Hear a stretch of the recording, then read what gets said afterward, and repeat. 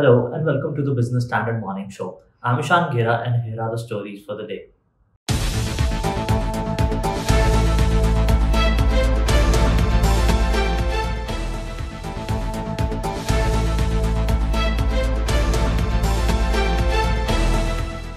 The CII on Monday asked the government to consider increasing the corporate social responsibility levy by 1 percentage point from the existing 2% for 1 year.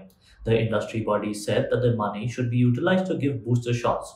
But is India's private sector loosening its purse strings for social causes? In the financial year 2021, the CSR contribution dipped drastically by 64% year on year to 8,828 crores. While it may be called an aberration due to the pandemic, are all the companies meeting their CSR commitment? Our next report tries to find some answers.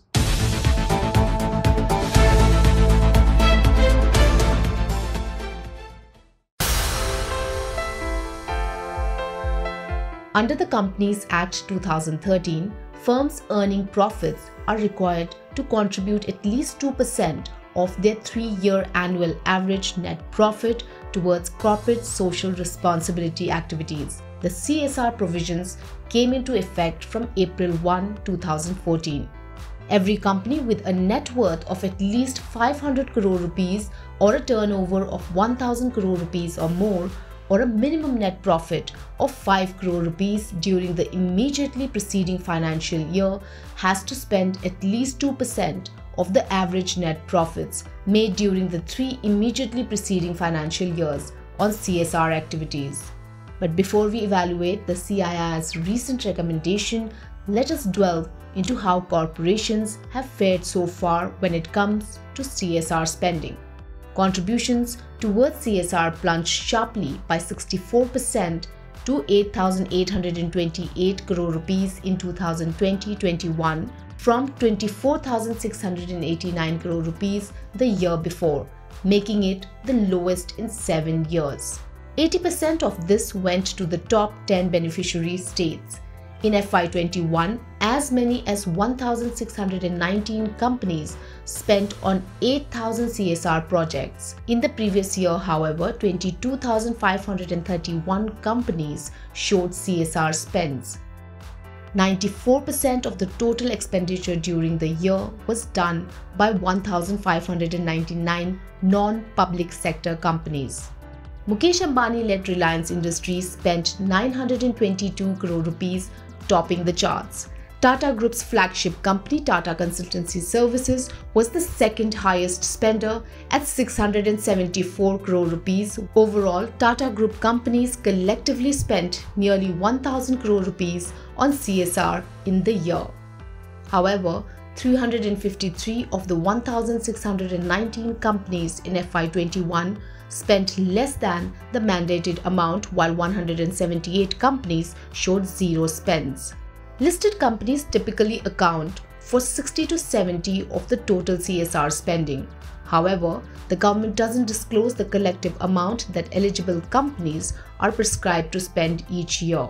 Last August, CRISIL Foundation estimated that India Inc.'s CSR expenditure in FY21 would come in at around 22,000 crore rupees, but the actual spending was less than half of this. Bhaskar Chatterjee, widely acclaimed as the father of corporate social responsibility in India, tells us why CSR spending plunged in FY21 and what he expects going forward. Well, primarily it is because that both the nation and the corporate world were completely caught unawares by the extent and the scale of the COVID pandemic. For quite some time, corporate boards didn't know how to respond, where to respond, what to do, and many of their regular programs needed to be halted in order to be able to find funds for COVID. So this indecision and this pandemic caused a lot of stuttering in the process of CSR spends. Now, we are firming up our budgets as we speak. As chairman of the CSR committees of several boards, I can only say that we are trying to map out for 1st April onwards, what should we do? This year, you will see definitely a huge rise in the spending for normal projects and some little provision for any third or fourth wave that may come. Current financial year, the data that I have reflects definitely a substantial increase from what you mentioned were the earlier figures. But I would not expect a normal year in any case, because the lingering after effects of the pandemic were felt by all. Corporate hesitancy, corporate shyness in coming forward with normal and natural spends has been difficult. So there would be a definite uptick. You would see a greater trajectory in the graph of CSR spending, but it would be less than normal is my perception. In addition, this is what Chatterjee had to say on CII's suggestion for additional CSR levy to fund booster doses. When he speaks for CII, for industry, he speaks with a great deal of deliberation and a great deal of forethought. His idea to me is simply brilliant. For me to see that CSR comes in when in times of national emergency, it's a great feeling. So that law is now being leveraged, I would say, by Mr. Narendran in a very good way. And I am very happy that he has used the CSR law in a manner that it needs to be used. Since the CSR spending was mandated in 2014 for certain companies, the cumulative spending has crossed 1.09 trillion rupees. There has been a secular trend in how CSR expenditure has grown since 2014 from just over 10,000 crore rupees in 2014-15 to a high of almost 24,700 crore rupees in 2019-20. Given the trend, pandemic years can be seen as an aberration. Dominated by listed companies, the expenditure will certainly see a growth after normalizing, although inefficiencies may persist. Experts meanwhile believe that a stringent implementation could make CSR equivalent to a tax, as it is essentially based on the concept of benevolence.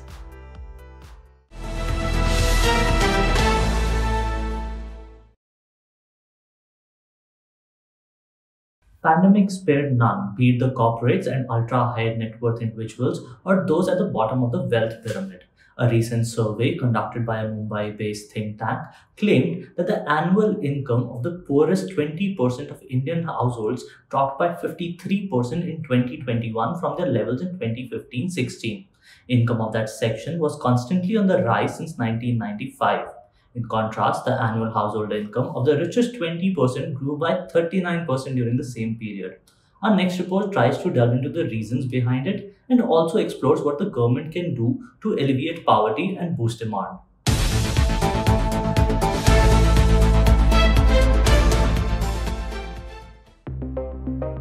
As the budget season comes around, we are again hearing a lot about India's inequality problem.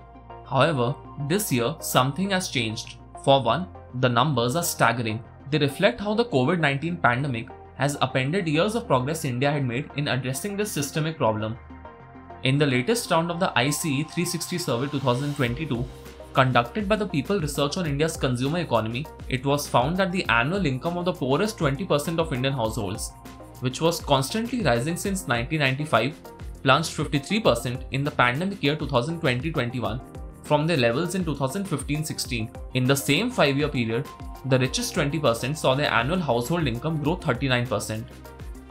India's K-shaped economic recovery is deepening the societal fault lines of income and expenditure. Automakers are beefing up their SUV portfolio, but sales of two-wheelers are at the lowest in 9 years. Attrition in Indian IT companies has meant a good placement season in colleges even amid the pandemic. But low-skilled labor is losing out on earnings because of the return of lockdowns and curfews in the big cities. Only the rich can work from home is a common refrain of those on the lower end of the income spectrum. Oxfam India's report titled Inequality Kills said the richest 98 Indians own the same wealth as the bottom 552 million people. In 2021, when India witnessed the devastating second wave of COVID-19, the country also added 40 new billionaires to take the country's tally to 142. The Oxfam report points out some reasons explaining how the government's policies amid the pandemic exacerbated wealth inequality in India. The reduction in corporate tax rate in 2019-20 from 30% to 22% led to a loss of Rs 1.5 lakh crores. During FY21, GST revenue, income tax and corporate tax collections declined. The government also failed to meet its disinvestment target of Rs 2.1 lakh crores, and the centre compensated this reduction in tax revenue through increase in excise duties on petrol and diesel. The centre earned nearly Rs 8.02 lakh crore from taxes on petrol and diesel during the last 3 fiscal years, of which more than INR 3.71 lakh crore was collected in FY21 alone. This led to the increase in the prices of essential commodities such as food, grains and vegetables, which disproportionately affected the lower middle class and the poor. To address this rise in inequality, experts have suggested reintroducing the wealth tax, which was abolished in 2016, or perhaps a one-time tax on the wealthy for COVID-19 economic recovery. A Business Standard editorial says that low-skilled job creation, which can create employment for a low-skilled workforce, is the need of the hour. Given the government's minimal fiscal legroom, institutions such as the National Investment and Infrastructure Fund and the Development Finance Institution must be tapped for this purpose. We spoke to Santosh Kumar Mehrotra, Professor of Economics at Jawaharlal Nehru University, to understand how India can address its inequality problem. Given that wealth has increased so sharply in recent times, particularly during the pandemic, there is a very strong case, at least temporarily, for increasing in this budget the surcharge from 2% to 4% on over 1 crore incomes. The second thing that can be done to control increases in wealth is to stop selling profit-making public sector undertakings. It's absolutely critical that jobs begin to grow, because already before the pandemic, unemployment was at a 45-year high, and it has only worsened post-pandemic because of the crash in the economy. Only when non-farm jobs grow, as the young are getting better and better educated, it's only then will we see real wages increasing. As the expert pointed out, the government needs to take firm steps to increase jobs. A rise in non-farm jobs will see an increase in real wages, and without an increase in the labour force participation rate, the government cannot address the problem of poverty.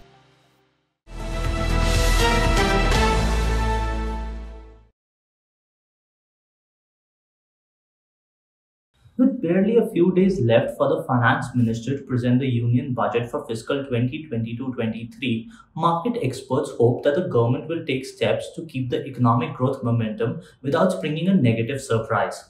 Business Standard's Puneet Wadhwa caught up with Vaibhav Sanghavi, co-CEO, Avendus Capital Public Markets Alternate Strategies, on what the street expects from the budget proposals and his views on how the US Fed policy is likely to impact the emerging markets, including India.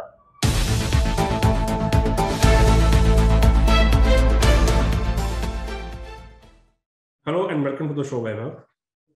Thank you very much, Puneet. I mean, it's a pleasure talking to you, as always. It has been a roller coaster ride for the markets for the past few sessions. Are they nervous ahead of the budget presentation, or is it more to do with some global factors? See, I think in my view, it is more to do with the global factors and primarily what is emanating from the Fed. We have seen Fed being very hawkish in the last few meetings. And the guidance, as now what the street is now taking into account is basically much more interest rate hikes during the year, as they were expecting, as against what they were expecting last year. At the same time, the quantitative tightening programs as well is something which has not gone, very well for overall risk assets. So in that respect, we are seeing that reaction more globally. Okay, so what are the markets expecting from the budget this time around? So from a budget perspective, I think the continuation of how the policies are in terms of continuing more aggressively on ease of business. I think, we need to see a lot more there. At the same time, continued rationalization of income tax and various other, which actually boards into the whole ease of doing business as well. Now, that is one piece. At the same time, continued emphasis with the capex programs, spending, will we look forward to. And I guess that government will continue on that path. They have done a substantial amount of reforms on the supply side. My sense is basically if they continue to go on that path, the market will take it positively. So that is one. Two, in terms of continued emphasis on the COP26 summit in terms of how they are incentivizing the climate change in terms of renewables, focus on renewables, and so on and so forth. I think those are the important statements which will be looked forward from the budget as well. We may see some amount of tinkering in terms of the fuel taxes, additionally, what we would also want to see is basically some amount of rural push, because what we have seen of late is basically there has been some slowdown on the rural economy side. Okay, so how much room does the government have fiscally to do all this? Well, we have seen the robust tax collections. If you see the GST or income tax, the tax collections have been pretty robust. So in that light, I do believe that we have room. At the same time, fiscal expenditure should not also be inflationary as well. It is something which we'll have to take into mind, because globally what we are seeing is basically that inflation is kind of spiking up here. We are reasonably good, and we should continue on that path. So while the government kind of keeps on spending and actually making money, which they are, I think fiscal deficit should not be an issue. So retail investors have been a big part of the market rally since the past 18-20 months. What can they expect in terms of budget proposals? See, from a retail investor's perspective, I think whatever needs to be done to grow their investment pool, I think is pretty much in place. The only thing which they would ideally not want is any change to the existing paradigm or existing environment or ecosystem. What is very encouraging from a retail perspective is basically that even after the kind of market volatility which has been there, their participation on the markets in terms of their investments, both directly or indirectly through vehicles, have been pretty robust. Which also we have to understand that in the last 3 months of FPI sellings which have happened, I think a lot of that kind of has been absorbed by the increased participation of retail, an increased percentage of household savings towards these kind of instruments as well. My sense is basically this is a secular trend. I think we should continue on that path. Okay, so how should investors position themselves in the market ahead of the D-Day? My sense is basically budget is an important event, no doubt about it. Continuity in terms of the policies will be well appreciated. And once we sort out from a Fed perspective, then probably it is 1 quarter of volatile markets. But then once we see some amount of course correction there, is we can see the remaining 9 months of the second half to be very good for emerging market basket, including India. Thank you, Vaibhav, for joining us today. We hope to see you soon.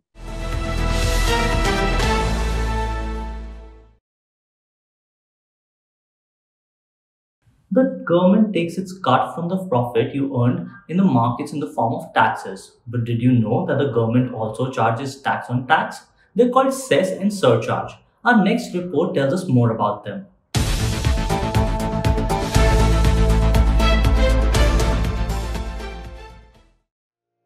Remember the socialists' argument favoring more taxes on the rich to fund welfare programs for the poor?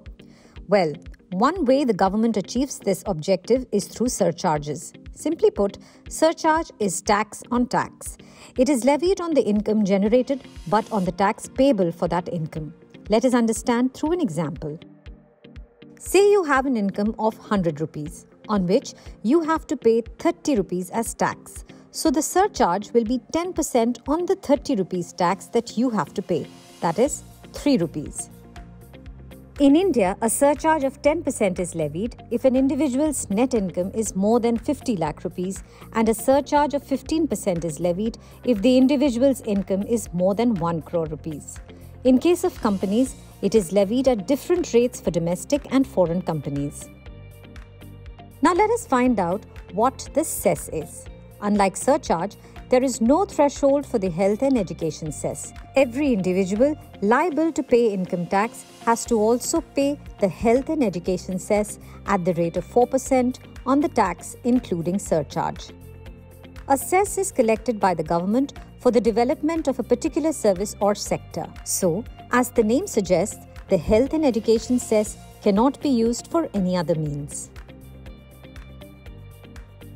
The cess was introduced in Union Budget 2018 by then Finance Minister Arun Jaitley, who replaced the earlier secondary and higher education cess of 3%.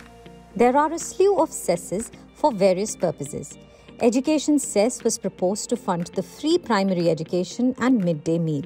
Health cess was imposed to meet the health requirements of below poverty line families. We all have heard the debate surrounding the high cess on fuel, then the clean energy cess, which was introduced in 2010. Krishi Kalyan cess was introduced in 2016 to provide additional support to farmers for agricultural activities, while the Swachh Bharat cess was introduced in 2014. Last year, the Uttar Pradesh government had introduced Corona cess on liquor. After this, the prices of liquor were increased by 10 to 50 rupees per bottle. In a recent interaction with Union Finance Minister Nirmala Sitharaman, Tamil Nadu's Finance Minister Palanivel Thiagarajan suggested merging all the cesses and surcharges into basic rate of taxes. His complaint was that the states were not getting their due shares in tax revenues.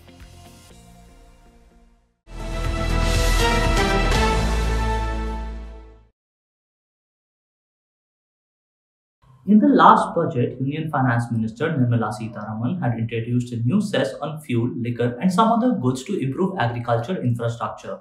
That's all we have for you today. We'll be back tomorrow with more news and analysis. Thank you for watching.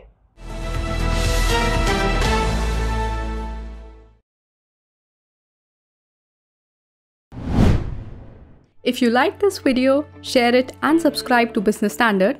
For more news, views and insights, log on to www.business-standard.com. Do also follow us on YouTube, Twitter, Facebook, Instagram, Telegram and LinkedIn.